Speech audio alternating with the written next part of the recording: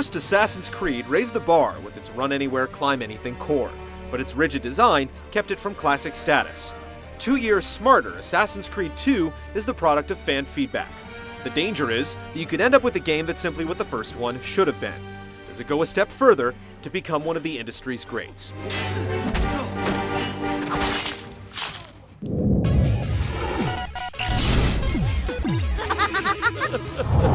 There! Grab the boy! He's one of them! I'll kill you for what you've done! Provided no one spoiled it for you, the first Assassin's Creed had a story with a clever twist. Now that the secret is known, the story in Part 2 has to rely on substance instead of gimmicks.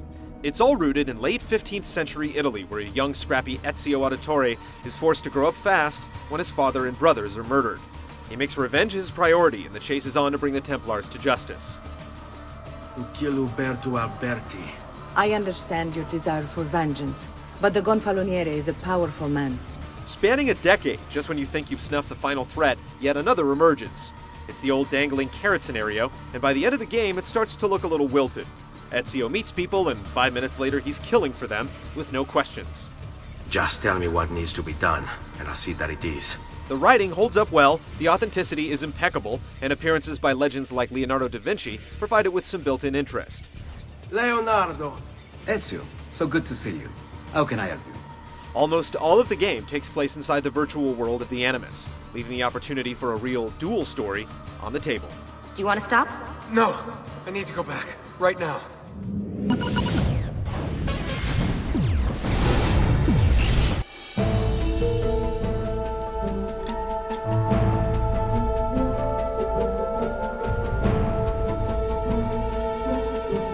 The most popular complaint launched against the original Creed was its repetitive mission structure. There simply wasn't enough variety, and once the wonder of parkour wore off, it could become a grind. The number of mission types are nearly tripled in the sequel, yet you'll still tire of trailing, racing, or killing groups of targets because the game is longer. Missions are much more involved at least, with some having multiple parts with checkpoints in between. What are you and your allies planning? Is this what my father discovered? Divided into a handful of cities like Florence, Venice, Forli, Tuscany, and Rome, there's a lot more to keep track of this time around. Weapons and armor can be bought from a blacksmith or earned, doctors sell health potions, tailors offer new robe colors, and art stores sell maps to help you keep track of it all. There's also a lot of things to collect, like feathers, chests, and codex pages. You actually get rewards for finding them this time, but it's much easier just to pay for the rewards. The economy is unbalanced by the Villa, a town all your own where you can pay to build and upgrade shops for discounts or civic services to attract citizens. The more people living in the Villa, the more money you make from taxes.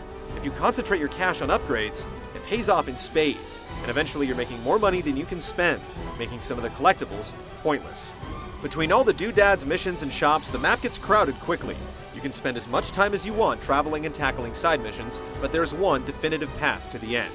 And when you do get there, you're forced to go back and collect all of one specific item before you can move on to the final sequence. Even without the last-second goose chase, you'll get 18 to 20 hours from Assassin's Creed 2, and even more if you're a pack rat.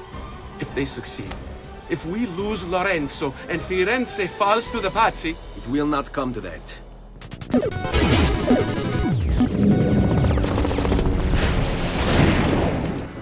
better run, boy. Fast. Like the first game, gameplay is divided between navigation and combat. How Ezio runs, climbs, and jumps across the terrain has the same strengths and weaknesses it had before. Going from point A to point B as quickly as possible benefits from the automatic jumping and wall scaling, but when precise platforming is required, automation can cause problems. Combat has been expanded, though again the same problems arise. Enemies are more than happy to stand around and wait to be felled by counterkills, and those that don't simply require a dodge before slashing. You can disarm enemies and use their weapons against them, and enemies can return the favor. There's nothing worse than not being able to find your Uber sword after a skirmish. With a world this large, a horse isn't going to cut it. You can warp from one city to another, but you can't zap within a city. Instead, you have to select another town and then teleport right back to the point you want. I'm going to teach you how to survive. Come. The blend button made for some ridiculous scenarios in the first game, and this time, it's simply a matter of walking with crowds of people at the right speed. The throngs of people serve another purpose as well, since you can hire prostitutes or thieves to distract guards or fight on your side. Larger scale battles are definitely one of its distinctions. Shoot! Shoot the flying demon! You get new weapons this time, mostly thanks to Da Vinci's workshop. As you collect blueprints, he'll build you upgrades to your hidden blade that allow for dual assassinations or to discharge it like a gun. He also provides contraptions like wings that allow you to soar across the city, but you hardly use them. The final new gameplay component is water. You can dive in to easily evade enemies or hop on a gondola to travel more quickly, giving you options beyond the cabana. Outwardly, Assassin's Creed 2 may appear to have overhauled its gameplay, but many of the same strengths and weaknesses remain. Poor AI hurts the combat, and the parkour is incredible until you're asked to be precise.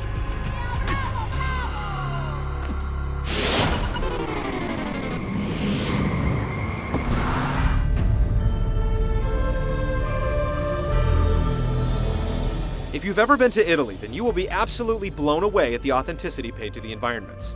While not an inch-by-inch replication of each city, the major landmarks are recreated with startling accuracy. There are even historical entries to read if you're so inclined. If you're interested in visiting the country but doubt you ever will, this is the next best thing. Ah! Birbante! The visual quality is basically the same, and both the PS3 and 360 versions share the same limitations. It can draw large, detailed environments, but things aren't as impressive up close, and details like shadows draw in. The animation is still silky smooth, and the new counter kills are sweet. But some character models look funky up close, and the frame rate will jitter. The sheer volume and quality of the voice acting is commendable. I feel your tired body in need of comfort and succor. But I have such aches and pains, sister. I may need a great deal of comfort and succor. Oh, that can be arranged. And small details like Ezio aging during the course of the game help set it apart. I still have some time for that private lesson.